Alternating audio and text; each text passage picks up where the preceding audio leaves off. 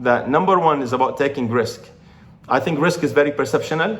I met people in my life who, till now, if you talk to someone, you say, listen, why don't you transition from being a salesman on a basic salary and go to a much rewarding sales career, which is real estate, where your limit is the sky.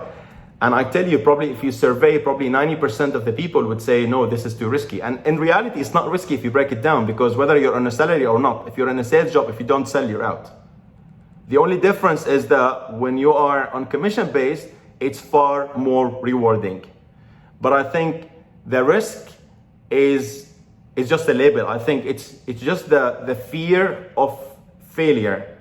And I think, the fear of failure is legit if you cannot afford failure.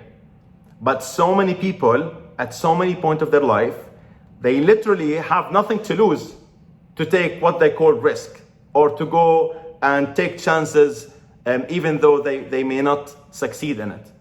So throughout my life, up until now, since I was, an employee, and then I progressed to being an entrepreneur. I started the first business, the second business, and then, I'm an investor myself at my personal capacity, apart from being a business owner. I always take risks that I can afford. A risk that would break my backbone, I would never ever take.